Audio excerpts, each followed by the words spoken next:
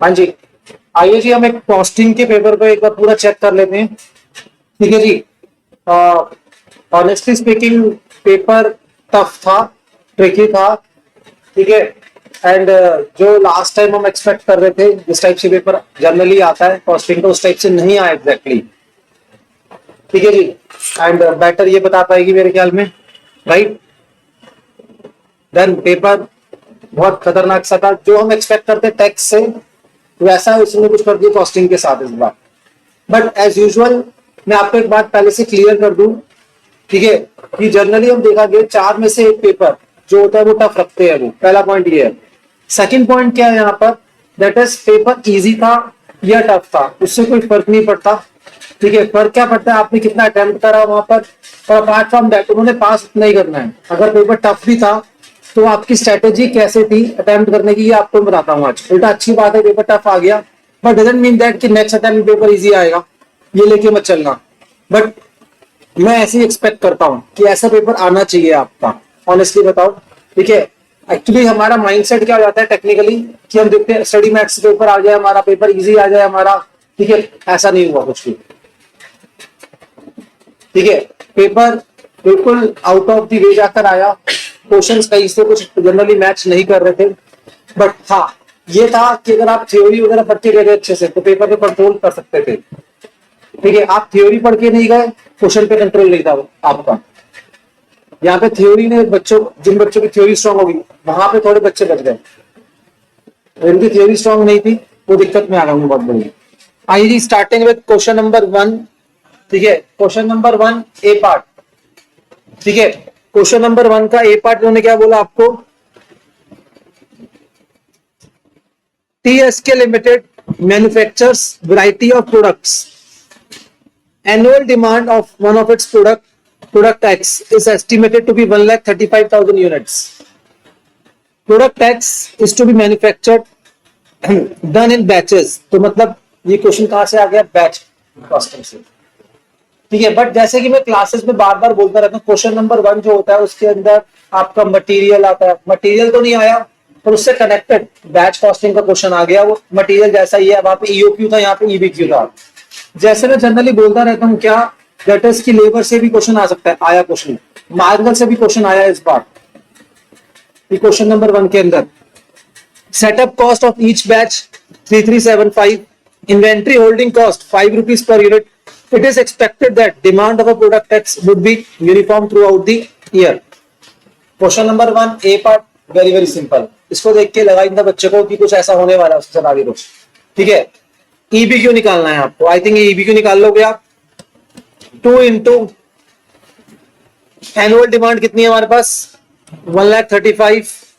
ठीक है, multiplied by कितना हो जाएगा आपका, सेटअप कॉस्ट कितना बेटा, 3375, और साथ में होल्डिंग कॉस्ट कितनी हो गई, 5। कितना आ गया, हाँ जी, 20,000, 13,500। डन जी, ये आंसर था आपका। All well. ठीक है, तो ये इन्होंने बोला ईबीक्यू, इकोनॉमिक बैच क्वांटिटी। उसके बाद assuming that company has a planning to purchase 7,500 units of product per batch. उनकी प्लानिंग क्या है, क्या प्रोड्यूस करने की, 7,500। इकोनॉमिक बैच क्वांटिटी क्या बोल रहा है, 13,500। ठीक है जी, कैलकुलेट एडिशनल कॉस्ट, ये वाला काम आप कर लोगे, याद है चीज। ठीक है, तो ये वाला वर्कआउट आपका हो जाना चाहिए था। तो ये था आपका क्वेश्चन नंबर 1 का फर्स्ट पार्ट। ठीक है जी, अब आ जाओ सेकंड पार्ट पर। लेबर से क्वेश्चन आया, लगभग ऐसा क्वेश्चन हमने ट्राई करा हुआ है। ठीक है, और यहां तक ठीक है आपका, कोई दिक्कत। साथ साथ में ना एनालिसिस भी करते हो आप सब बच्चे कि कौन से चैप्टर से कितने मार्क्स का आया इस बार। आपके पास आपकी बुक्स है ना, अपने बुक के सामने आपके पास क्या आपका इंडेक्स होगा, इंडेक्स के सामने लिखो आप कितने मार्क्स का है। ठीक है, ईबीक्यू मतलब क्या हो गया, बैच कॉस्टिंग से 5 मार्क्स का question number 1।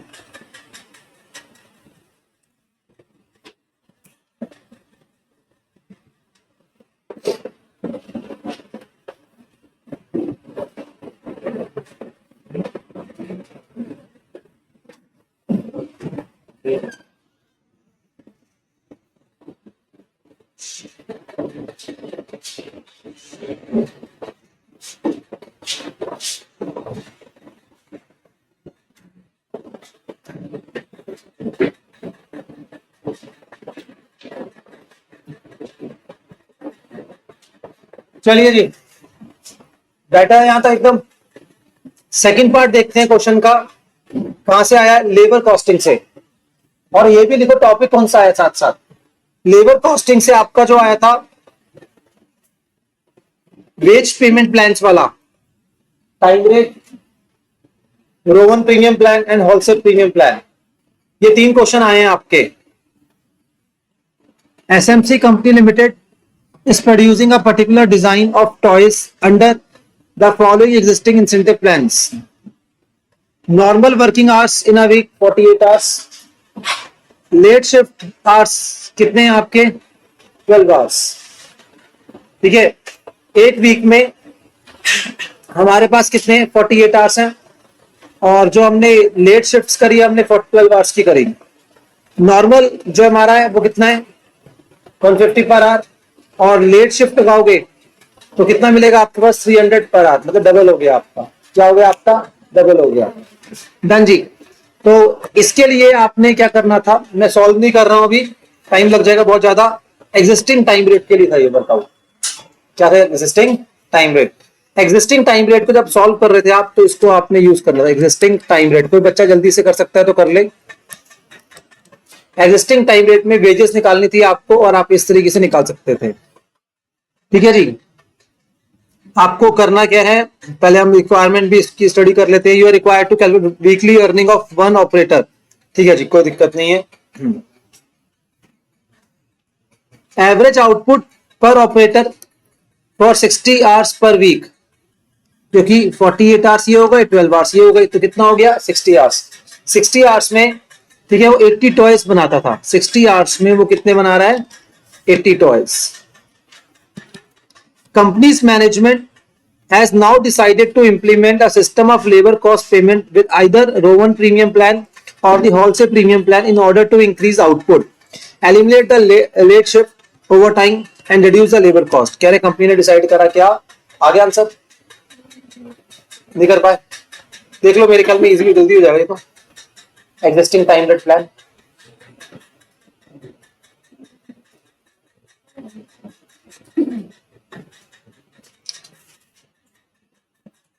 Rowan premium plan, wholesale premium plan. अब उसके लिए इन्होंने क्या बोला आपको?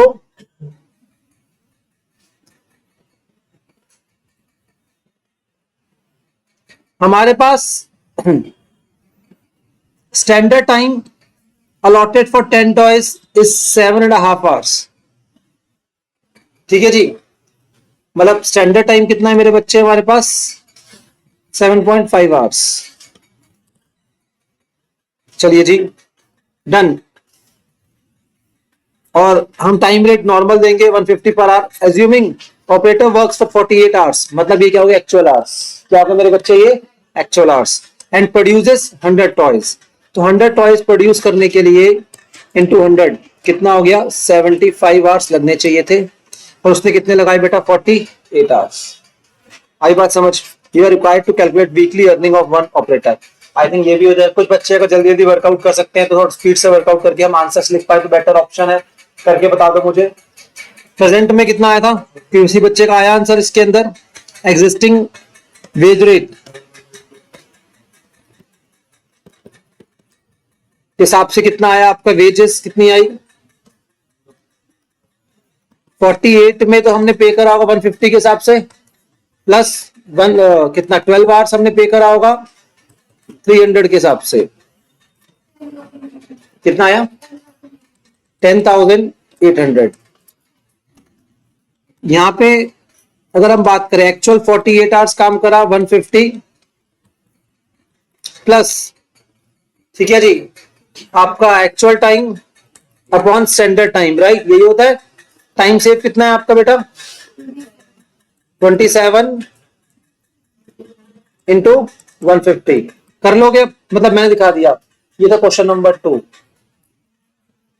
ठीक है जी, मतलब क्वेश्चन नंबर 1 का सेकंड पार्ट 5 मार्क्स, 5 + 5 10 मार्क्स तक तो सिक्योर हो गए आप। अगर आप यहाँ पर बहुत कूल होके वर्क करते, देखो पेपर होता है कभी कभी ऐसा टफ आता है, कोई दिक्कत नहीं है, ऐसा प्रोफेशनल एग्जाम्स है, हम हर बार हमारे अकॉर्डिंग एक्सपेक्टेशन नहीं कर सकते अब, ठीक है। पेपर टफ आया, मैं मानता हूँ, ट्रिकी था, मैं मानता हूँ, ठीक है, बट यहाँ पे आप अटेम्प्ट तो कर सकते थे। यहाँ पर ये भी था आपने कितना ठीक करा या आप कैसे करा, आपने जितना भी करा कितने अच्छे से करा वो लोग चेक कर रहे थे आपको, मतलब आप पे कोलैप्स नहीं होना था, उठ के नहीं बाहर आना था, ठीक है। अब इसके बाद थर्ड पार्ट जो था आपका, वो था आपका क्या, that is marginal costing. Although हमने मार्जिनल कॉस्टिंग अभी क्लासेस में कवर करा नहीं है, ठीक है जी। तो PV ratio 30%, margin of safety कितना बेटा 25%, फिक्स कॉस्ट 12,16,000 ये दे रखा है आपको, break even sale, total sale value at present, ठीक है, propose sale value if company wants to earn present profit after reduction of 10% in fix cost, ठीक है जी। Sale in value to be earn profit 20% on sales assuming fix cost remain unchange. तो ऐसे करके ना अलग अलग पार्ट्स दे रखे हैं, मतलब 5 पार्ट्स दे रखे हैं आपको। New margin of safety sale if value in present is computed in decrease by 12.5%, ठीक है जी। अब सुनो मेरी बात, ऑल द भी आपने करा नहीं होगा, फिर भी मैं आपको बता देता हूं, ठीक है। इस क्वेश्चन के अंदर आपका फिक्स कॉस्ट गिवन है, ठीक है, मार्जिन ऑफ सेफ्टी सेल है, प्लस साथ में पीवी रेशियो है, ठीक है। ये मार्जिनल कॉस्टिंग का सारा कॉन्सेप्ट है। क्वेश्चन, ये वाला क्वेश्चन बिल्कुल टफ नहीं था, बहुत सिंपल क्वेश्चन था ये वाला, बट इतना बता रहा हूं मैं आपको, बहुत आसानी से जो बच्चा मतलब पढ़ा होगा तो बहुत आसानी से वो कर सकता है, ठीक है। तो इसमें कोई दिक्कत नहीं है आपकी। देन ये बहुत इजी क्वेश्चन था, ठीक है। तो तीनों पार्ट ये बहुत इजी थे, बट इसमें एक छोटा सा पार्ट था जो थोड़ा सा टेक्निकल था, वो क्या था आपका सर्विस कॉस्टिंग। सर्विस कॉस्टिंग का जो क्वेश्चन है आउट ऑफ द वे जाकर आया, स्टडी मैट में कहीं गिवन नहीं है ये वाला क्वेश्चन, ठीक है। बट इसके अंदर सारी की सारी जो ट्रिक थी, वो ट्रिक वही थी आपकी जो डिनोमिनेटर में आपको बोलता हूँ, इक्विवेलेंट यूनिट्स की। किसकी थी? इक्विवेलेंट यूनिट्स की। क्वेश्चन को अभी हम पढ़ते हैं, समझते हैं एक बार क्वेश्चन में था क्या। RST Toll Plaza Limited built 80 kilometer long highway between two cities. Operates a toll plaza to collect tolls from the passing vehicles using highway. The company has estimated that 50,000 lightweight and 12,000 medium weight and 10,000 heavyweight vehicles will be using the highway in 1 month in outward journey and the same number for return journey. कह रहे हैं, assume कर रहे हैं जो हमारा toll plaza है, मतलब रोड है, ठीक है, इसमें अलग अलग टाइप के व्हीकल्स आएंगे, ठीक है।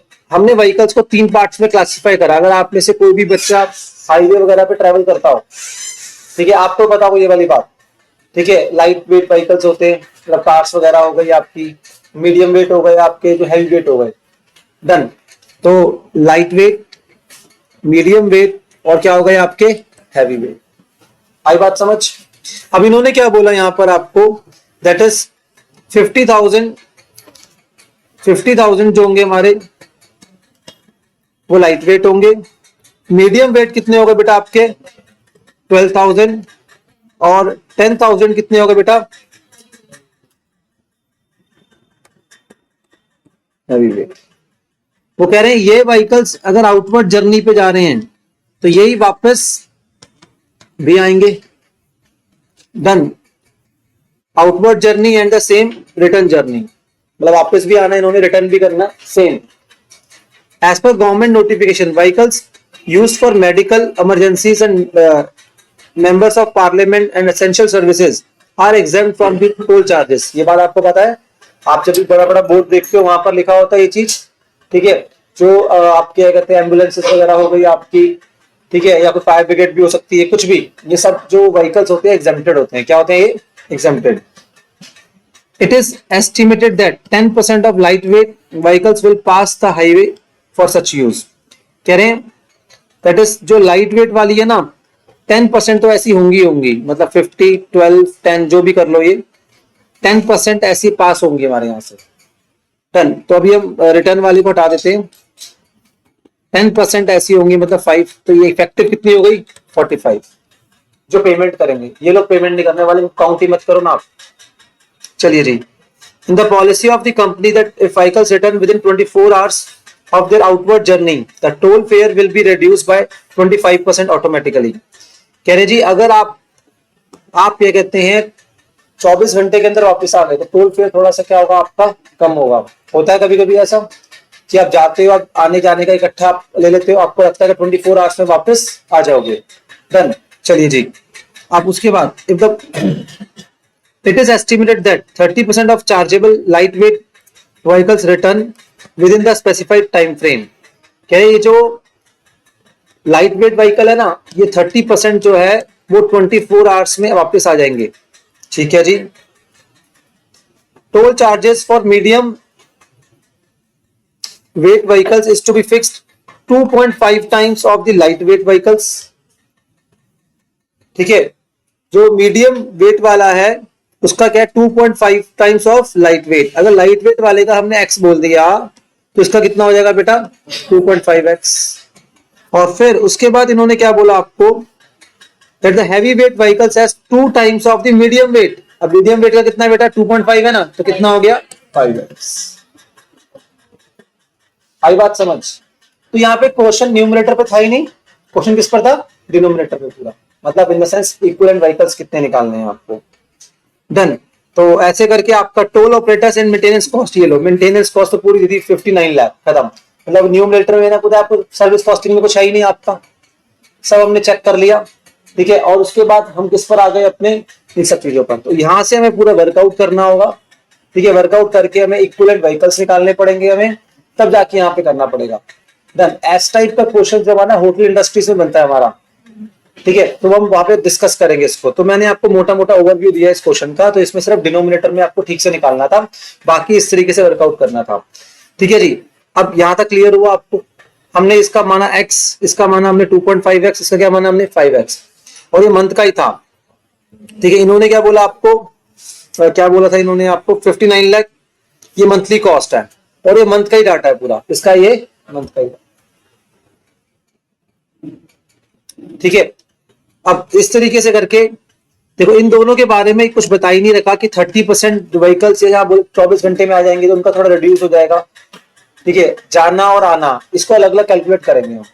किसका लाइट वेट वाले का, किसका लाइट, जाने की अलग है, उनकी आने की क्या अलग है। 70% व्हीकल्स नॉर्मल है, 13 व्हीकल जो है और डिस्काउंटेड रेट पर है। किस पर है वो, ये हो जाएगा ये वाला वर्कआउट, बहुत बड़ा नहीं है ये वाला, मैंने बहुत हद तक बता दिया अब आपको, कोई दिक्कत।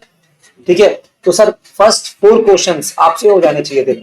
ये क्वेश्चन एक ऑल ऑफ सडन अलग टाइप का आया, बट अगर आपके पास थोड़े ब्रॉड विजन था, आपने एक अच्छे से प्रैक्टिस करी हुई थी, आपने अपने आप को एक बहुत वो नहीं कर रखा था कि ये लिमिटेड क्वेश्चन प्रैक्टिस करके जाने, तो आप अच्छे से कर सकते थे। ठीक है, पहले तो वहां पर ना ये अजम्पशन लेनी पड़ती कि हाँ मैं कर सकता हूँ या नहीं कर सकता हूँ। Are you getting my point. ठीक है, वहां पर आप सोच रहे हो मेरी बुक से नहीं आया तो मैं नहीं कर पाऊंगा, मैं कोलैप्स कर जाऊंगा, तो कोलैप्स कर जाओगे आप, पक्की बात है। आप सोचो एक नॉर्मल है, क्वेश्चन सॉल्व करना है, मैंने सॉल्व करो ना आप आराम से। 10 तो इसमें से पहले फर्स्ट 4 में से आपका 4th वाला थोड़ा सा मतलब अबव लेवल था, मतलब एज पर बुक नहीं था, बाकी सब तीनों बुक से थे। 20 मार्क्स जाना है यहां तक, कोई दिक्कत नहीं। 5 मार्क्स थे भाई।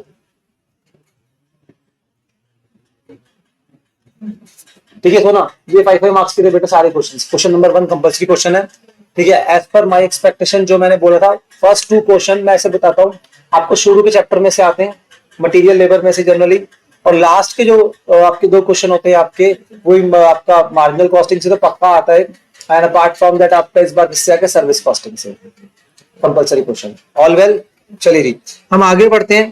क्वेश्चन नंबर 2 का ए पार्ट, क्वेश्चन नंबर 2 का ए पार्ट एज यूजुअल जो बच्चा इसने कट कर रखा है, आई थिंक थोड़ा सा पैनिक कर गया ये, बट अब मैं आपको बोल रहा हूँ ये चीज, दैट इज कि आप समझो कि आपने नॉर्मल कॉस्टिंग पढ़ रहे हो, आप ये मत समझना कि एक चैप्टर से ये बिलोंग करता है, समझना मत है, चैप्टर है ये, बजट से बिलोंग करता है, बजट हमने पढ़ा नहीं है, बट उसके बावजूद भी आप अभी सॉल्व कर सकते हो अगर आपकी अंडरस्टैंडिंग अच्छी है, ऑनेस्टली बता रहा हूँ मैं। ठीक है, अब देखो number of days 25, 24, 26, 25, unit produced इतनी इतनी इतनी पर डे की है, क्या ये पर डे की हो गई। ठीक है, यूनिट प्रोड्यूस्ड ये आ गई आपकी। Raw material purchases 21% of total of 4 months, ठीक है, 26%, 30%, 20, इन तीनों को ऐड, चारों को ऐड करो, आ रहा है 100%। चेक कर लो पहले एक बार। Quantity of raw material per unit of product 4 kg आ गया। ये ऊपर तो प्रोडक्ट दे रखा है ना, कह रहे हैं एक प्रोडक्ट के लिए 4 kg ऑफ क्या चाहिए मुझे, रॉ मटेरियल चाहिए। आई बात समझ। ओपनिंग रॉ मटेरियल दे रखा है, क्लोजिंग रॉ मटेरियल दे रखा है, कोई दिक्कत नहीं है। All purchases of material are made at the start of each month. कोई calculate consumption of raw material month by month and in total. कर कंजम्पशन ऑफ रॉ मटेरियल चाहिए हमें, कंजम्पशन जितनी प्रोडक्शन होगी उतनी तो कंजम्पशन होगी। ठीक है, फर्स्ट मंथ में अगर मैं बात करूं, जैन, फेब, मार्च, पूरा सॉल्व नहीं कर रहे, 25 इंटू 50 कितना होता है? हाँ जी, 1250। कितनी प्रोडक्शन हुई एक मंथ में? इसमें कितनी हो गई? 1320। यहाँ पे 156। अब इसको मल्टीप्लाई करेंगे 4 से। मल्टीप्लाई किससे करेंगे? 4 से। तो क्या आएगा? Raw material consumption. बस मंथ वाइज आ गया। सपोज मैं ज्यूम कर रहा हूं, चलो एक बार जल्दी से आप करके दिखाओ बेटा मुझे। 25 इंटू 52 कितना आएगा? ये 30। सबको ऐड करो, कितना आएगा? कोई बच्चा जल्दी जल्दी करो बेटा, टाइम नहीं है हमारे पास। 54 मल्टीप्लाइड 4 कर देंगे, 21720। अब समझना, ये रॉ मटेरियल कंज्यूम्ड है 4 महीने का। क्या है? रॉ मटेरियल 4 महीने का। अब दिमाग लगाओ, ओपनिंग रॉ मटेरियल दे रखा है और क्लोजिंग रॉ मटेरियल दे रखा है, इन दोनों को एडजस्ट करके परचेज निकाल सकता हूं 4 महीने की। ठीक है, plus closing raw material right minus opening raw material, उल्टा कर देंगे इसमें। कितना है क्लोजिंग? ये रहा 5100 और ये क्या गया 60। तो मेरे बच्चे कितना आ गया आपका? ये 20800। आई बात समझ? ये परचेज आ गई। अगर बच्चा समझदार होगा, परचेज आ गई 4 महीने की, और यहां परचेज दे रखी है जितनी भी थी उसकी 21%, 26%, 30% एंड 23%। आई बात समझ? कितना आया? 20,800 का 21%, 20,800 का 26%, 20,800 का 30%, 20,800 का 23%। पहले मुझे बताओ कोई दिक्कत? ठीक है, अभी नहीं है, हाँ बच्चों से पूछो क्या दिक्कत हुई कल। ठीक है चलो जी, अब परचेज आ गई, परचेज प्राइस दे रखा है तो उसको मल्टीप्लाई कर दो। आई बात समझ? तो इसी को करो। तो यहां पर ये क्वेश्चन 10 मार्क्स का क्वेश्चन आया था और ये क्वेश्चन बजट से था। क्या था ये? बजट से था। पर मुझे बताओ, जब मैंने आपके सामने सॉल्व करा, जब मैंने आपको पता, ऐसा कुछ कुछ हम काम करते हैं बजट में, ऐसा नहीं है बजट बनाते हैं ये कम करते हैं, बट एग्जैक्टली ऐसा क्वेश्चन अवेलेबल नहीं था। इन शॉर्ट की स्टोरी यही है। बट आप मुझे बताओ ठीक था या नहीं था?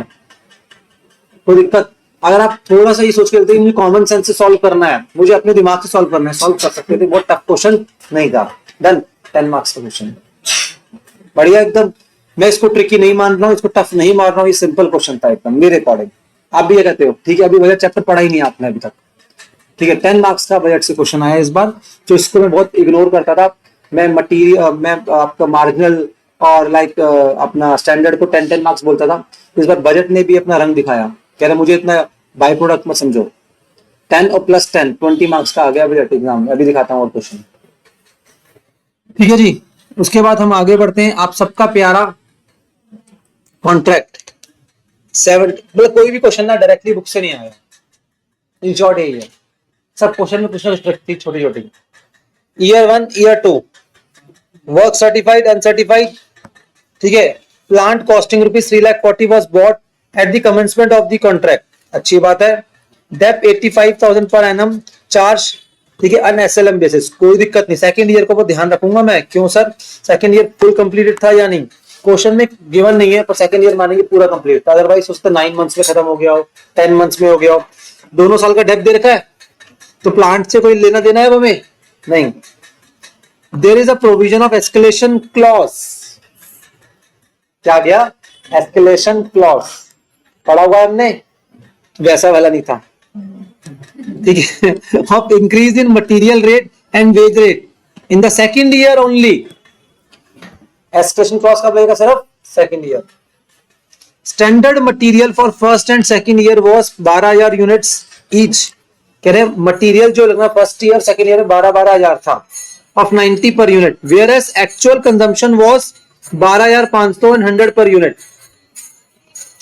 अब मुझे बताओ, फर्स्ट ईयर का छोड़ देते हैं, सेकेंड ईयर का है।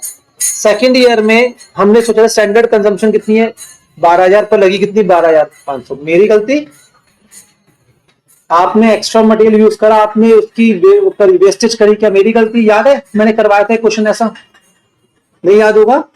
वो हमने स्टेटमेंट बनाई थी लास्ट क्वेश्चन वाली। मुझे ऐसा लग रहा है प्रेशर डाल रहा हूं तुम्हारे ऊपर याद दिलवाने का, तुम्हें हाँ करना पड़ रहा है फोर्सफुली। करा था हमने या नहीं करा था? करा था बट याद नहीं है। चलो ऑनेस्ट इंसान है, कुछ नहीं होता, ठीक है। आप चेक करो जाके बुक में, पहले आप बुक में चेक करो बेटा। बुक में आई थिंक लास्ट क्वेश्चन होगा अपना ऐसा, बट एग्जैक्टली यही था। मतलब ये वाला पूरा पॉइंट मैंने सॉल्व करवाया था। आपको 2 स्टेटमेंट्स बनवाई थी मैंने, जहां पे जो कॉन्ट्रैक्टर कह रहा है मैं इतना क्लेम लूंगा, पर हमने इस क्लेम को रेक्टिफाई करा था।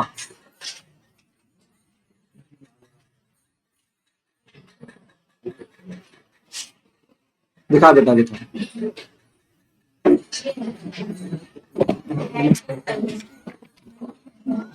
क्वेश्चन नंबर 19 है, देखो मेरी बुक में पूरा मैंने ये वाले पॉइंट पे डिस्कस करा था।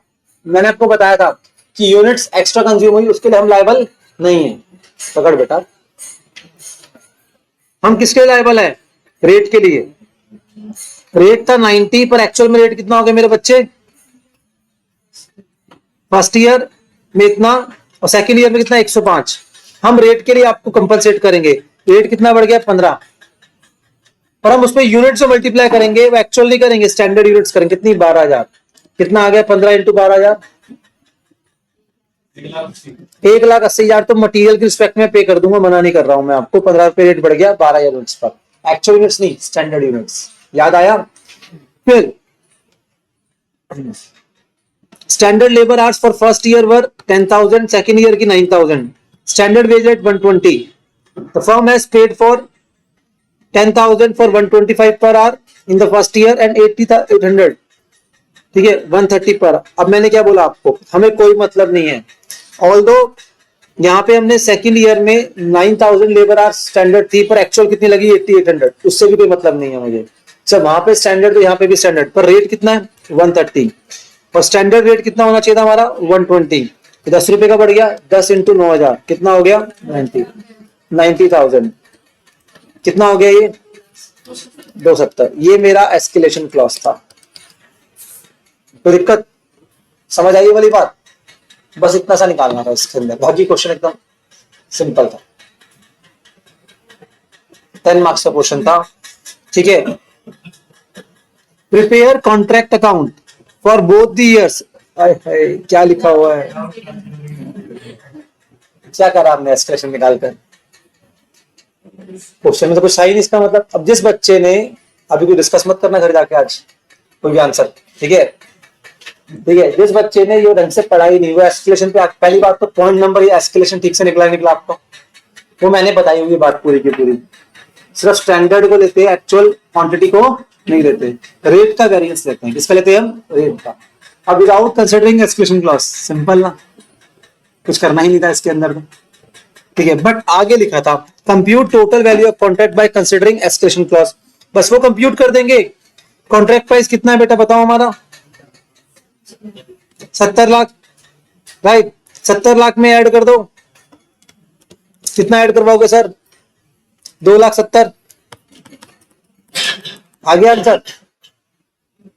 टोटल इंक्रीज और decrease in the cost of material wages of both year, ठीक है, वो तो हमने कंप्यूट करके दिखा दिया ऊपर, ठीक है। वो आपको एक्चुअल इंक्रीज निकालना है, इंक्रीज और डिक्रीज।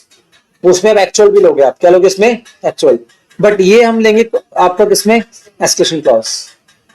टोटल इंक्रीज और decrease in cost of material wages for both year, वो हम निकाल देंगे, ठीक है। स्टैंडर्ड एक्चुअल को लेके, स्टैंडर्ड और एक्चुअल। ये क्वेश्चन था। ठीक है, क्वेश्चन 10 मार्क्स का था। मेरे अकॉर्डिंग अगर बच्चा थोड़ा सा भी अच्छा अंडरस्टैंडिंग वाला है, ये दोनों क्वेश्चन बहुत सिंपल थे। 40 marks 1 and 2 question as it is नहीं थे, बट जो बच्चा बहुत अच्छे से कॉस्टिंग की अच्छी अंडरस्टैंडिंग लेकर गया होगा, ठीक है, वैसा था।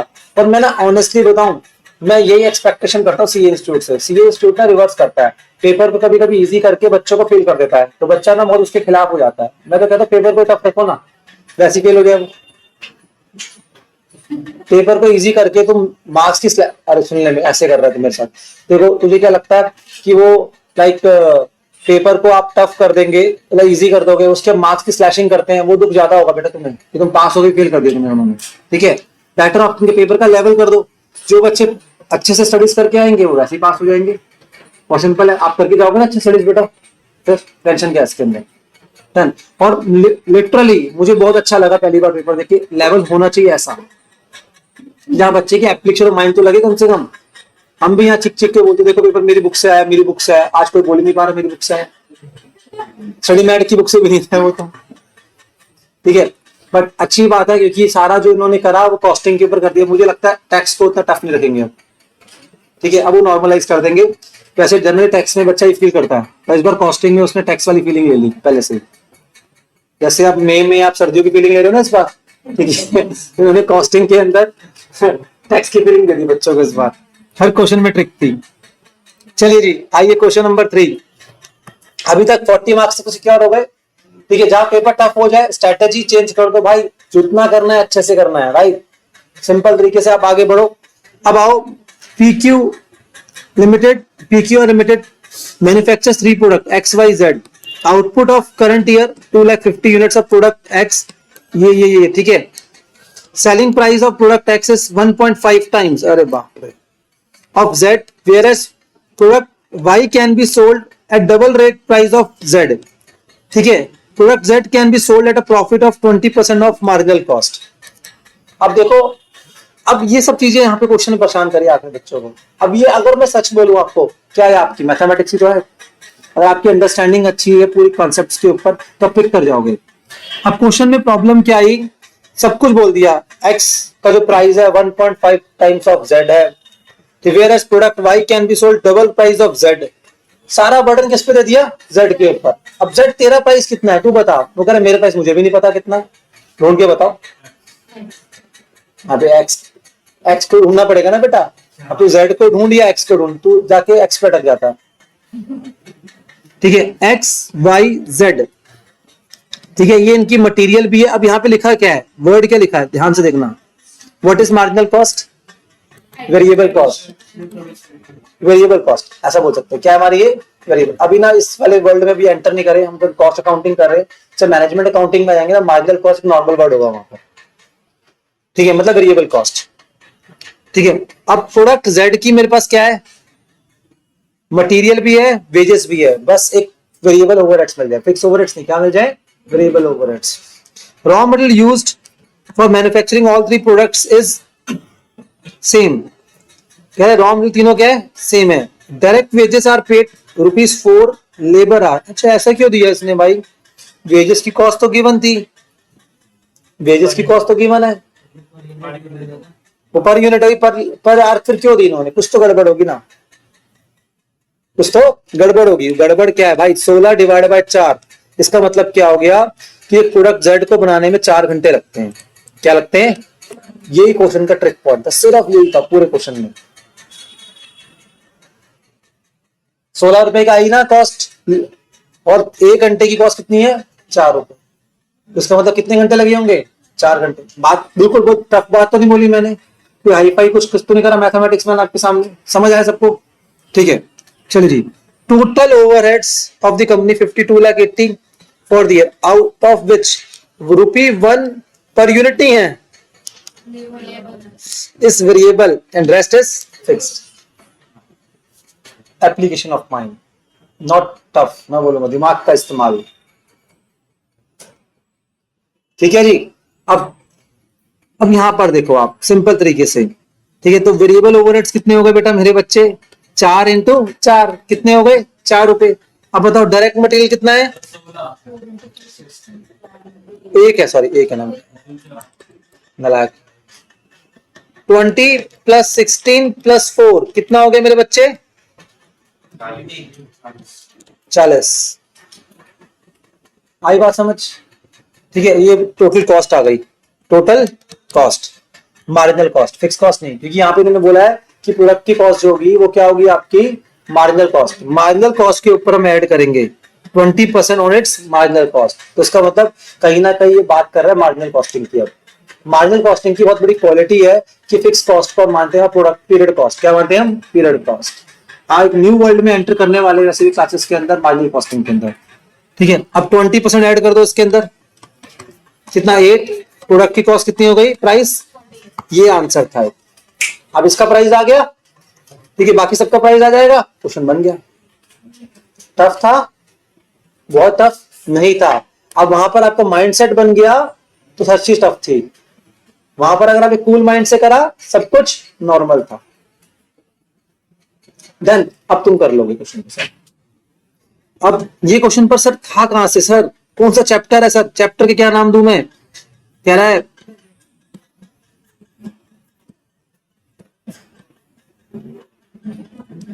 भाई प्रॉफिट बोल रहा है ना, प्रॉफिट निकालो, तो इसका मतलब सेलिंग प्राइस होगा तो प्रॉफिट आएगा, तभी सेलिंग प्राइस निकाला मैंने। बजट के 2 क्वेश्चन 10 और 10, 20 मार्क्स का बजट आ गया इस बार। हाँ, इसको बाय प्रोडक्ट नहीं, आज बन गया मेन प्रोडक्ट। इसको पहले 5 मार्क्स 5 मार्क्स में बोलता था, बट इस बार वो 10 मार्क्स का 20 मार्क्स का आ गया। हाँ, उसकी वैल्यू बढ़ गई, बहुत ज्यादा सिग्निफिकेंटली बढ़ गई एकदम से। डन, मेरे ख्याल में अब सही है, समझ आया बेटा? कोई दिक्कत तो नहीं किसी को? ठीक है, अब यहां से फिक्स कॉस्ट भी निकाल लोगे आप। ये ओवरहेड एक प्रोडक्ट की नहीं, किसकी? कंपनी की है। किसका है? कंपनी का है। तो यहाँ पे पहले तीनों प्रोडक्ट का निकालना पड़ेगा ना इसके अंदर। अब तीनों प्रोडक्ट मतलब एक्स वाई जेड हो गए, ठीक है, एक्स वाई जेड तीनों प्रोडक्ट का निकालोगे आप। तीनों की पहले नंबर ऑफ आवर्स निकाल लोगे, ठीक है, अब फिर उसके अकॉर्डिंग वर्कआउट करोगे आप। तो वेरिएबल ओवरहेड्स, फिक्स ओवरहेड्स, और उसके बाद जब आप बजट चैप्टर सीख जाओगे आ जाएगा बाकी काम। बट खेल यही था पूरे चैप्टर का, टॉपिक का। डन, बस सिंपल। इसके बाद प्रोडक्ट की प्रॉफिटेबिलिटी निकालनी है आपके पास। जब सेलिंग प्राइस आ गया, कॉस्ट आ गई, फिक्स कॉस्ट आप निकाल लोगे, खत्म। ठीक है, सेलिंग एंड डिस्ट्रीब्यूशन कुछ नहीं है यहाँ पर फिलहाल के लिए। ठीक है जी, तो यहां तक एक आपका क्वेश्चन था। 10 मार्क्स का क्वेश्चन आया आपका ये, किससे? आपका फिर दोबारा बजट से 3rd क्वेश्चन। अब बच्चा बहुत अच्छे से प्रैक्टिस करके गया था, ये क्वेश्चन भी अटेम्प्ट कर लेता, कोई टफ नहीं था। इसको थोड़ी ट्रिक्स बता दीजिए कॉस्ट अकाउंटिंग की, जो होती हैं, जो कॉस्ट अकाउंटिंग की होती है, मैं ऐसा बोलूंगा आपको। Coming to next question, question number 10, my favourite question, cost sheet. Sir इसके बिना तो बात ही नहीं बनती ना हमारी। 4 का B part,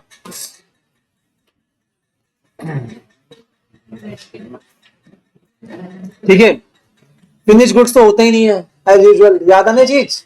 cost sheet chapter हम करते थे, याद है?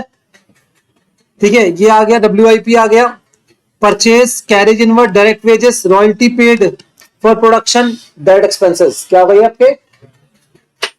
Purchase of special design माउल्ड्स and patterns, estimate life के 12 ईयर्स। ठीक है, मुझसे बस एक छोटी सी मिस्टेक हो गई। मैं जब अपने रिविजनरी क्वेश्चंस बना रहा था उसके अंदर ये वाले क्वेश्चन, ये क्वेश्चन है, मतलब हमारी बुक्स के अंदर है। बुक्स मतलब लाइक कि कहीं ना कहीं मिल जाता है हमें क्वेश्चन। मैं उसमें डाल रहा था, डाल के मैंने वापस निकाल लिया उस क्वेश्चन को मेरे रिविजन क्वेश्चन के अंदर। पर क्वेश्चन टफ नहीं है, इसलिए कोई दिक्कत नहीं थी, मतलब ऐसा कोई अलग से नहीं था। 1,53,600, 12 ईयर्स लाइफ है, तो डिवाइड बाय 12 कर देंगे ना। ठीक है, पावर, फ्यूल, हॉलेज वगैरह, रिसर्च एंड डेवलपमेंट, इसको अमोर्टाइज करना है, प्राइमरी पैकिंग कॉस्ट, ठीक है, admin overheads, salary and wages of supervisor, I think ये हो जाएगा। Opening stock of finish goods to valued 8.05 per unit during the month of April, 1,52,000 units were produced and इतना sold करा। Closing stock is to be valued for relevant month, cost of production, FIFO method. I think ये question सब बच्चों से हुआ होगा। इसको देखिए जब बच्चों के फेस में स्माइल आ रही होगी कि सिंपल सा क्वेश्चन है ये 10 मार्क्स का क्वेश्चन आया। तो क्वेश्चन नंबर आई थिंक 3 था ये, राइट? 3 का बी पार्ट, मतलब 60 मार्क्स तक का क्वेश्चन आपसे हो सकता था अगर आप ठीक से पढ़ के गए थे तो। अब उसके बाद ये आ गया, पता नहीं भाई कहां से आ गया इस बार ये 10th क्वेश्चन। हाँ, आइए जी डिस्कस करते हैं इसके भी सोल्यूशन को। ABC company produces product X that passes through 3 process RST. Trick थी बस एक छोटी सी. 3 types of material JKL are used in the ratio of 40-40-20. ठीक है, 3 प्रोसेस है, हम लिखते हैं प्रोसेस के RST. तीनों में मटेरियल लगता है JKL. इनका रेशियो कितना है 40-40-20. जब भी कुछ ऐसा क्वेश्चन आए ना, आप ना इनपुट्स को बाहर निकालो, पहले काम आधा सॉल्व हो जाता है वहीं पर ही. समझ आएगा यहां तक? क्या process loss 10% of total input, मतलब प्रोसेसिंग लॉस कितना है 10%. At the stage of output process in process T. ठीक है, आउटपुट में क्या निकल के आता है, ये प्रोसेस टी से क्या निकल के आता है. ठीक है, ये आउटपुट निकल के आ रहा है, इससे क्या निकल के आ रहा है. आउटपुट में 2 आउटपुट आ रहे हैं, एक तो एक्स निकल के आ रहा है और साथ में क्या आ रहा है, पीछे पीछे उसके जेड उसके पीछे पड़ा हुआ है. ठीक है, वो साथ में आ गया बाय प्रोडक्ट बनके. क्या बनके? By product. अब यहाँ पे एक्स भी आ गया और साथ में क्या आ गया, जेड भी आउटपुट में आ गया. पर जेड कौन है? बाय प्रोडक्ट है. ठीक है जी, ये बात समझ आ रही है यहां तक? मेरे ख्याल में पूरा सीक्वेंस क्लियर है आपको. emerging the in the ratio of main product X to by product Z is 80:20. अच्छा, इनका रेशियो क्या है 80:20. मैं हमेशा बोलता हूं जब भी कुछ ऐसी चीज आए, आप देखो मैं कैसे सॉल्व कर रहा हूं. ठीक है, आज आपको मेरे साथ बैठ के पेपर बहुत इजी लग रहा होगा, बट ये बात मैं करेंटली जो बच्चे वहां बैठे होंगे ना, उनकी हालत खराब थी कल. मुझे रिप्लाई नहीं करा कितने बच्चों ने, मैं समझ गया. ठीक है, मैं समझ गया, मैंने कहा रिप्लाई करने की जरूरत नहीं, आज पेपर मेरे पास आ चुका था. ठीक है, मैं देख के समझ गया था, बट पेपर में ऐसा कुछ था नहीं, बस आपकी अंडरस्टैंडिंग की कमी थी. एक्चुअली ना, मैं ऑनेस्टली बोलूं, आप सब बुरा मानते मेरी बातों को बहुत जल्दी जल्दी. ठीक है, बट मैं बहुत सच बोलता हूँ, बहुत जबरदस्त लेवल का, पर उसे कोई एक्सेप्ट नहीं करता जल्दी से. ठीक है, पेपर का लेवल ठीक था, मैं मना नहीं कर रहा हूँ. बेसिकली आपका लेवल उतना डेवलप नहीं था. अगर आप वहां जाके रोए थे ना इस पेपर के अंदर, तो आप उतने डेवलप थे ही नहीं. और इस लेवल पे इससे कम पेपर आना भी नहीं चाहिए मेरे अकॉर्डिंग. एटलीस्ट ये लेवल आना चाहिए कि जो आप पढ़ के जाओ वो ना एग्जाम के अंदर, उससे नहीं चीज आए, तभी आपकी ग्रोथ है. वरना आपकी ग्रोथ नहीं, आपका माइंड कभी भी आपका फिर एक फ्रेमवर्क में काम करेगा. मतलब लाइक अ सैलरी वाला इंसान जो था ना, उसको जॉब से काम है, मुझे ये काम दे दो, मैं ये काम कर लिया, मैं डायनेमिक नहीं हूं. मैं न्यू सिचुएशन को हैंडल करने में कोलैप्स हो जाता हूँ. अगर आप कोलैप्स हो जाते हो, मैं लाइफ में भी ग्रो नहीं कर सकते, पर्सनल लाइफ में भी अपनी. नया पर्सनल लाइफ में तो भगवान थोड़ी पहले कुछ में पढ़ देगा, आपको पढ़ा दिया, अब मैं तो प्रॉब्लम देने वाला हूँ, इसमें से एक प्रॉब्लम आएगी तेरे सामने, नहीं ना.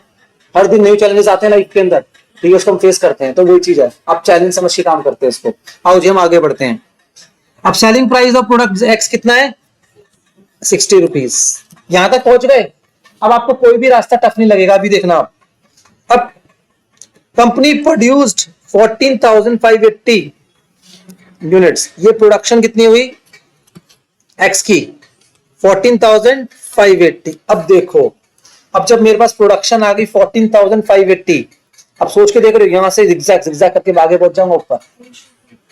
अभी 80% कितना है, इतना है, तो 20% कितना होगा 14,580 डिवाइड बाय 80 मल्टीप्लाइड बाय कितना आया 36. इन दोनों को ऐड कर दो,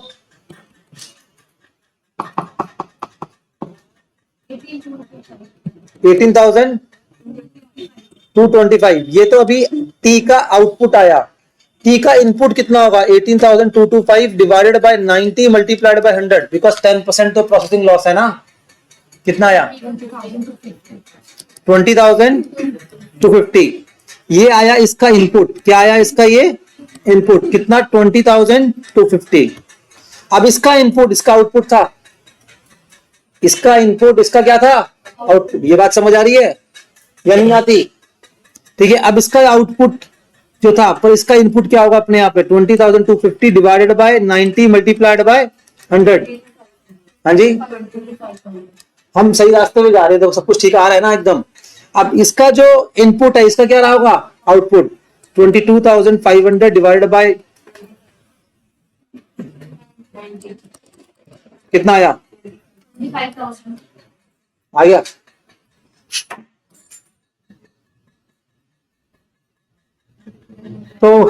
ऐसे करके हमने वर्कआउट करा होगा इसके अंदर। अब प्राइजेस दे रखे हैं मटेरियल के 15 रुपए, 9 रुपए, 7 रुपए। वेरिएबल कॉस्ट दे रखी है इनकी और फिनिश कॉस्ट दे रखी है। ठीक है, अब क्वेश्चन पूरा सॉल्व हो जाएगा प्रोसेस का। समझ आई मेरी बात? यस और नो? ठीक है। Product Z cannot be processed further and can be sold at 30 rupees per kg at split off stage and there is no realizable value of process loss any stage. ठीक है। Present statement of showing apportionment of joint cost on the base of sales value of product X and Z. अब कह रहे भाई joint cost को allocate करना है, sale value of at split off point and profitability of product X and Z वो निकालना है। तो sale value at split off point बोला हुआ है। अब प्रोडक्ट Z बाय प्रोडक्ट है, बाय प्रोडक्ट होने के बावजूद भी ये बोल रहा है ना वैसा बिहेव करो आपको कोई मतलब नहीं है इस चीज से। धन जी ये क्वेश्चन समझ आ गया? अभी इसमें मैंने फिर भी डीपली एनालिसिस करूंगा, मैंने नहीं करा अभी। ठीक है, बाकी मैंने बस थोड़ा बहुत आपको बताया। But uses 50,000 units, 45, 62,000 units of product ABC. ठीक है, at present the company follows absorption costing method. Simple question. ये था कितने मार्क्स का? 10 मार्क्स का। ये आया 5 मार्क्स का। ABC को पता नहीं क्यों इन्होंने 5 मार्क्स का कर दिया। लास्ट टाइम में 5 मार्क्स का था, इस टाइम में 5 मार्क्स का, कोई दिक्कत नहीं है। हम डायरेक्ट लेबर आर्ट्स पे करते हैं। एब्जॉर्प्शन कॉस्टिंग में कैसे कर रहे हैं बेटा? Direct labour. Now company wants to adopt activity based costing. ठीक है, फ्लोर एरिया, डायरेक्ट लेबर, कुछ प्रॉब्लम है बेटा? कौन सा इसमें? कौन सा वाला? ये वाला मुझे लगा ऊपर वाला कह रहा है। ठीक है, कोई दिक्कत नहीं है। ये सेम था भी नहीं था, फर्क नहीं पड़ता इससे। ये कुछ इसे लायक ही नहीं था। ये आ गई एक्टिविटीज, ये इसकी कॉस्ट आ गई। ये टोटल ओवरहेड्स है। ये ट्रेडिशनल मेथड से करते हैं लेबर आवर्स। कैसे करते हैं आप? और ये अलग अलग। ये क्वेश्चन बहुत सिंपल था, आराम से होता आपसे 5 मार्क्स का एबीसी का। इसमें कोई दिमाग नहीं लगाना हमने। उसके बाद सी पार्ट था इसका 5 मार्क्स का। अगेन ये अगेन आपका है मार्जिनल कॉस्टिंग से। कहां से आया बेटा मेरे बच्चे? मार्जिनल कॉस्टिंग से। बेटा मुझे लगता है आप सब लिखना भूल गए इंडेक्स में, मैंने कहा लिखते जाओ किस चैप्टर से कितने कितने मार्क्स का आ रहा है। मार्जिनल कॉस्टिंग में फिर 5 मार्क्स का क्वेश्चन। मैं हमेशा बोलता हूं मार्जिनल कॉस्टिंग 2 क्वेश्चन आएंगे, एक क्वेश्चन नंबर 1 में और एक बीच में कहीं भी। दोनों 5-5 मार्क्स के आते हैं। इसका मतलब बहुत बड़ा क्वेश्चन मार्जिनल कॉस्टिंग से आ नहीं सकता आपका। ठीक है, अभी इस पर ज्यादा डिस्कशन हम कर सकते नहीं है, बट ये लिमिटिंग फैक्टर का क्वेश्चन है। क्या है मेरे बच्चे? लिमिटिंग फैक्टर का था। इस क्वेश्चन में बहुत बड़ा कुछ ट्रिक नहीं थी, बहुत आराम से आप कर लोगे। मतलब इसमें ज्यादा कुछ था नहीं ऐसा कि आपको कोई दिक्कत कर जाइएगा क्वेश्चन। ठीक है, तो ये आपका। उसके बाद थोड़ा सा टेक्निकल क्वेश्चन आया आपका फिर दोबारा किससे? इस बार फर्स्ट टाइम स्टैंडर्ड कॉस्टिंग से। 10 marks standard costing as usual 10 marks का ही आता है, 10 मार्क्स का ही आया आपका। ठीक है, ठीक है। 25,000 kg of raw material were actually produced for purchase। इतना अभी मैं इस पर यार डिस्कशन कर नहीं सकता आपसे। ठीक है, बट यहां पर बेसिकली था क्या? वेरिएंस थे जो ऑलरेडी गिवन थे। Price variance and cost variance given था, ऐसा क्वेश्चन हमारी बुक में है। बट बेस्ट पार्ट क्या है? 3 टाइप के वेरिएंस होते हैं, एक material variance, labour variance and overhead variance. ये तीनों वेरिएंस के ऊपर क्वेश्चन आया इस बार। ये था लेबर वेरिएंस और ये था हमारा क्या? Overheads variance. ये तीनों वेरिएंस पे अलग अलग क्वेश्चन आया। जनरली ऐसा आता नहीं, पर इस बार आया। जनरली हम तीनों में से एक को एक्सपेक्ट करते हैं, और इस बार एग्जाम में तीनों आए। तीनों के छोटे पॉइंट्स आ गए आपके। ठीक है जी, तो यहां पर ये क्वेश्चन था आपका डन। तो ये क्वेश्चन वैसे यार टफ नहीं था, बस तीनों वेरिएंस को कवर कर दिया इन्होंने 10 मार्क्स में। चलिए, अब उसके बाद आपका यहां पर आया रिकंसिलेशन 5 मार्क्स। और एज यूजुअल मुझे बच्चों ने पूछा उस टाइम जब मैंने अपने शॉर्ट समरी नोट दिए, दैट इज कि सर आप कॉस्ट अकाउंटिंग सिस्टम आप कवर नहीं कर रहे। वो मुझे एक्सपेक्टेशन नहीं थी उससे, वो इतना आता भी नहीं है। रिकंसिलेशन हर बार आता है आपका, 5 मार्क्स का क्वेश्चन था, बट इसमें अलग तरीके से करना था। थोड़ा सा स्ट्रेट फॉरवर्ड क्वेश्चन नहीं था कोई भी। Indicate under recovery and over recovery. ठीक है जी।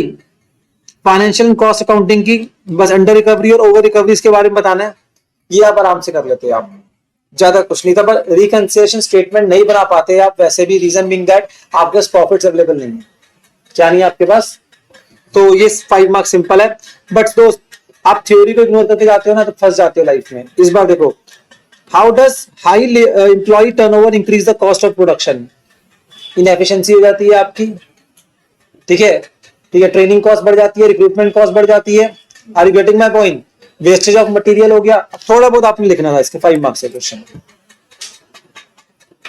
तो थ्योरी आई यहां पर आपकी, ठीक है जी। स्टडी मैट पे बच्चा लाए, लाए बेटा, स्टडी मैट निकालो एक बार। अब आ जाओ, हम अपनी थ्योरी जो हम क्लासेस में कवर करते हैं उसके बेसिस पर, अगर बच्चा ढंग से मेरी थ्योरी को सुन के जाए क्लास में, फर्स्ट क्वेश्चन क्या था, पढ़ते हैं अच्छे से बार बार, ठीक है, ठीक है। Give any example for cost objects, अरे बहुत सारे एग्जांपल है, अपना नाम लिख के मत आना क्लास पर, ठीक है। सर हम भी कॉस्ट ऑब्जेक्ट है सर की नजरों में, ठीक है।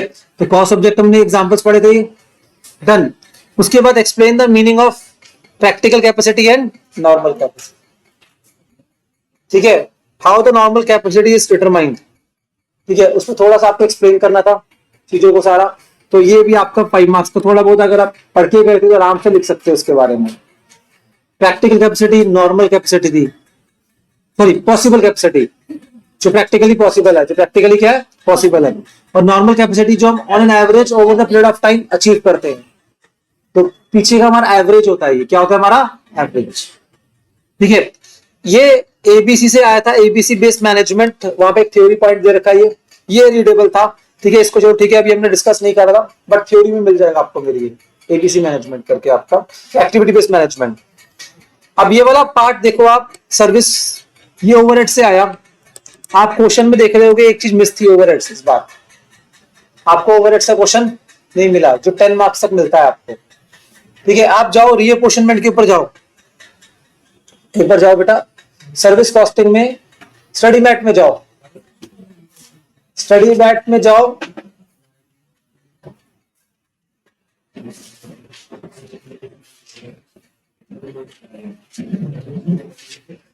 रीअपोर्शनमेंट एक टॉपिक होगा आपका, स्टडी मैट में है ये, मेरी बुक में नहीं होगा बेटा। दिखाओ बेटा, बेटा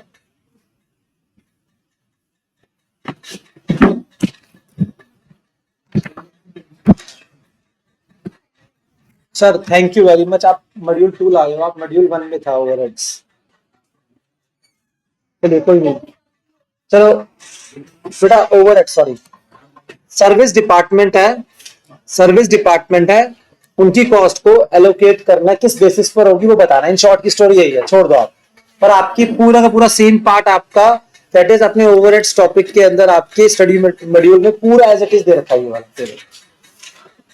कुछ तो आप कर भी लोगे, ठीक है धन जी, कुछ को आपको देखना पड़ेगा इसके अंदर। अब उसके बाद लास्ट पार्ट आ जाओ, how will you treat normal loss, abnormal loss and abnormal gain in the process costing. ये तो हमने पढ़ा होगा अच्छे से, नॉर्मल लॉस क्या होता है, एबनॉर्मल लॉस क्या होता है, ठीक है। इसको थोड़ा सा आपको थ्योरी बना के लिखना था इनके बारे में, नॉर्मल लॉस की, एबनॉर्मल लॉस की, एबनॉर्मल गेन, ठीक है। तो उसकी थ्योरी बना के आपने लिखना, उसकी फिर ट्रीटमेंट लिखनी थी आपको। ये अगर आपको अच्छे से लिखना आता है, लाइक पहले आप नॉर्मल लॉस एक्सप्लेन करते, फिर नॉर्मल लॉस की ट्रीटमेंट एक्सप्लेन करते, फिर आप नॉर्मल लॉस एक्सप्लेन करते, फिर उसकी ट्रीटमेंट एक्सप्लेन करते, डन। फिर ऐसे ही आपका नॉर्मल गेन क्या होता है उसका, दैट इज कि हम जो एक्सपेक्ट कर रहे हैं उससे ज्यादा प्रोडक्शन जब हो जाती है तो एक्सेस प्रोडक्शन को क्या बोलते हैं, एबनॉर्मल गेन, डन। और एबनॉर्मल गेन जो है वो हम कहां ट्रांसफर करते हैं, प्रॉफिट एंड लॉस में। पर उसमें से हम क्या करते हैं, कोई भी आपका जो नॉर्मल लॉस का रिलेशन हमारा नहीं हो पाया उसको लेस करने के बाद करते हैं, बस ये ट्रीटमेंट है उसकी। आई बात समझ। तो ये आपका पूरा पेपर था। अगर पेपर के बारे में आपको मैं डिस्कस करूं मोटा मोटा कि लाइक आपने क्वेश्चन नंबर 1 बड़े आराम से था, क्वेश्चन नंबर 6 में भी अगर आप पार्ट्स में था, अगर आप थोड़ा अच्छे से पढ़ के गए थे तो इनको भी अटेम्प्ट कर लेते आप क्वेश्चंस के, ठीक है। ये थ्योरी में मेरी दे रखा है क्वेश्चन ये वाला, ठीक है। और ये देखो जैसे मैं बात करूंगा इसमें भी एम्प्लॉय टर्नओवर को आप एक्सप्लेन कर सकते थे। और मैंने एक बात बोलूं, आप थ्योरी को इग्नोर मत करो कि वहां पे सोचो हम थ्योरी नहीं करेंगे, आप स्टैंप लेके चले गए अपने ऊपर, गलत करोगे आप। थ्योरी भी लिखनी आपको आनी चाहिए कॉस्टिंग के अंदर, कॉस्टिंग में अच्छे मार्क्स, देखो अकाउंट्स में एएस आना चाहिए, कॉस्टिंग में थ्योरी लिखनी आनी चाहिए। फिर उसके बाद देखो ये बी पार्ट भी आराम से था, बहुत इजी था इसका, ठीक है। ये भी आपने करा नहीं, इसलिए आप कंक्लूजन ड्रॉ नहीं कर पाओगे इसके ऊपर, बट ये भी बहुत टफ नहीं था, बस 3 पार्ट्स थे इसके अलग अलग, ठीक है। और उसके बाद ये जो क्वेश्चन था आपका, ये भी अभी आपने करा नहीं है, ये मार्जिनल कॉस्टिंग से, सॉरी ये आप इसी का ये हो गया। 5th क्वेश्चन आराम से हो सकता था आपका, इनफैक्ट क्वेश्चन नंबर 2 भी बहुत सिंपल था, जो बजट वाला क्वेश्चन था मैंने दिखाया था आपको 21%, 23%। तो 3 से 4 क्वेश्चन आप आराम से कर सकते थे, और आप 3 से 4 दिन करके आए हो नॉर्मल तरीके से तो भी कोई दिक्कत नहीं है। 3 तो मिनिमम, 4 तक भी आराम से हो सकते थे इसमें। ये पूरा इसके ऊपर मेरा व्यू था, ठीक है। मैंने बताया पेपर मैं बोलूंगा अबव एवरेज था, ऐसा बोलूंगा, सिंपल नहीं था, एवरेज भी नहीं था, अबव एवरेज था, ऐसा बोल सकते। अबव एवरेज क्यों बोल रहा हूँ, जो आपकी एक्सपेक्टेशन थी वो पेपर ने मीट आउट नहीं करी, डायरेक्ट क्वेश्चंस कुछ भी नहीं थे क्वेश्चन। बट अगर जब हमने एनालाइज करा बहुत आराम से बैठ के क्लासरूम के अंदर, तो आपको लग रहा है अटेम्प्ट कर सकते हो, राइट। तो वो चीज है, तो इसलिए कोशिश करो, अब आगे जब प्रिपेयर कर रहे हो आप कोई भी सब्जेक्ट, तो कोशिश करो आउट ऑफ द बॉक्स जाके भी काम करने का। आउट ऑफ द बॉक्स मतलब क्या होता है, जो आपकी बुक्स के अंदर दे रखा है उससे भी आगे बढ़ के काम करने की कोशिश करो आप। वैसे तो मैं आपको बोलूंगा कि आप चाहो तो अगर आपको करना है तो रेफरेंस बुक भी ले सकते हो आप, ठीक है, उनमें भी आप थोड़ा सा आगे कर सकते हो वर्कआउट। डन जी, तो ये हो गया आपका, ठीक है जी, चलिए जी डन। तो ये था आपकी कॉस्टिंग के पेपर का एनालिसिस।